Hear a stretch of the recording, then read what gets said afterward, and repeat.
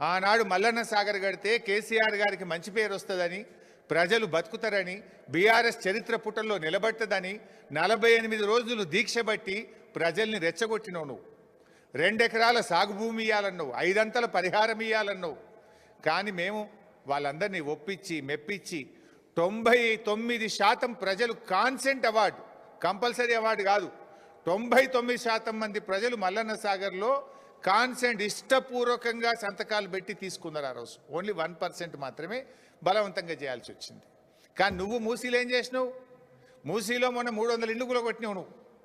కేసీఆర్ గారు కట్టించిన double bedroom ఇల్లు ఇచ్చిండు గంతే, ₹1 ఇయ్యలే వాళ్ళకు. ఆనాడు బీఆర్ఎస్ ప్రభుత్వం ఏమో శాశ్వతంగా వాళ్ళకి అమ్ముకునే హక్కులతో కూడిన 250 గజాల స్థలంలో డబుల్ బెడ్రూమ్ ఇల్లు కట్టించినాం. 7.5 లక్షల రూపాయలు 18 ఏళ్ళు దాటిన ఇంట్లో ఎందరుంటే అందరికీ మనిషికి 7.5 లక్షల R&R ప్యాకేజ్ ఇచ్చినాం. ఫ్యామిలీ హెడ్తో పాటు మగపిల్లలు ఆడపిల్లలు 18 ఏళ్ళు దాటితే 7.5 లక్షల ప్యాకేజ్ ఇచ్చినాం. వాళ్ళకు కూడా హౌస్ సైట్ ఇచ్చినాం.